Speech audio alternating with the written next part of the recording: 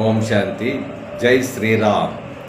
అయితే మనకి విశేషంగా ఏంటంటే శ్రీరామనవమి ఇవాళ నుంచి 5 రోజులు మాట టైం ఉంది. 23 నుంచి మన శ్రీరామ 27. అందుకేంటంటే తర్వాత ఐక్యరాజ్య సమితిలోనే ఎవరైతే ప్రముఖ శాంత సందేశకులు ఉన్నారో మా దాదిమా గారు కూడా అంటారు. ఆవిడ కూడా 27వ తారీఖుని శరీరం విడిచేసింటారు.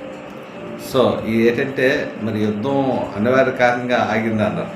అంటే ట్రంప్ డిసిషన్ తీసుకున్నారు 5 రోజులు తీసుకున్నారు. అంటే దీని ముందే 48 అవర్స్ అన్నారు. మళ్ళీ వెంటనే 5 days బ్యాలెన్స్ అన్నారు. ఇవన్నీ ఏంటంటే అచానక్గా అనుకోకుండా జరుగుతాయి. ఏదైనా ఆగిపోయిందంటే ఆగదు. మన భారతంలోనూ కూడా ఏం చెప్పంటే నేడు పోయి రేపు రమ్ము అంటారు. యుద్ధంలో అంటే నేడు పోయి రేపు రమ్ము అంటారు. దేనికి నేడు పోయి రేపు రమ్మనంటే ఈ బ్రేక్లో మళ్ళీ కౌరవులు పాండవులు వీళ్ళు ఏంటంటే చర్చలు జరుగుతాయి అన్నమాట. అంటే ఎత్తులు ప్లాన్స్ ఎలా చేద్దాం ఏం చేద్దాం ముందు ఏదేయాలి తర్వాత ఏదేయాలి ఎంతలోకి ప్రజలు కూడా అనుకోకుండా సెర్చ్ చేసుకుంటారు అన్నమాట. ఇప్పుడు ప్రజలు కూడా చాలామంది ఉన్నారు కదా, ఇరుక్కుపోయారు కదా అందరూ కూడా.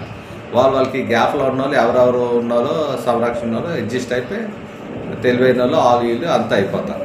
ఏంటంటే ఇది ముందు నుంచి మనం చెప్పాం కదా, ధర్మం కోసం జరిగే యుద్ధం. అందులో ఏంటంటే మరి అప్పుడు రంజాన్ మాసంలో మరి దేవుడి పెరుమనించేప్పుడు మరి అదే మాసంలో జరిగింది. ఇప్పుడు మన శక్తి కూడా అంటే మన భారతదేశం శక్తి కూడా బాగా పనిచేస్తుంది కదా. మొట్టమొదటి అను కదా జై శ్రీరామ్ జై శ్రీరామ్ ఈ మంత్రం చాలా వైబ్రేషన్స్గా. అంటే ఇప్పుడు నేను అంటే నా ద్వారా పరమాత్మ చేసిన కార్యంలోనే ఈ మధ్యలో 1,00,000కి పైన తద్దని చాలా స్పీడ్గా వచ్చాయి. అంతమంది ఆలోచనలు సంకల్పాలు కూడా బాగా వెళ్తున్నాయి. అందుకే స్వీట్ న్యూస్ కనుక అసలు రేపు మార్నింగ్ వచ్చేది ఒకటి ఉందన్నమాట. దానికి బదులు ఏంటంటే ఇప్పుడు మళ్ళీ ఇమీడియట్గా తెలిసింది కనుక ఇది ఇమీడియట్లీ అభినయ్తో కభినహి అంటారు. ఏదైనా తురంతో తర్వాతైనా ఏదంటారు పిల్ల పుడితే పేరు దాని అంటారు కదా. అలాగేంటంటే ప్రతిదీ కూడా ఏంటంటే చాలా స్వీట్గా వెళ్తుంది. మరి ఇప్పుడు అంతా కూడా ప్రతిదీ కూడా తీవ్రతలో వెళ్ళిపోతుంది, అతిగా వెళ్ళిపోతుంది.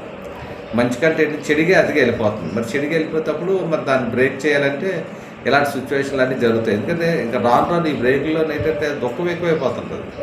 సమస్యలు అయిపోతా అంటారు, పోతే అందరూ ఒకసారి చచ్చిపోతాం మామూలు పడతా అంటారు చాలా మంది బాధలు కష్టం. కానీ అలా కాదు కదా, సమస్యలు ఎక్కువైపోతాయి, ఇవన్నీ అయిపోతాయి. అంటే అలవాట్లకి అన్నీ అయిపోతాం. ఇవన్నీ ఒకేసారి మానాలంటే మానలేము.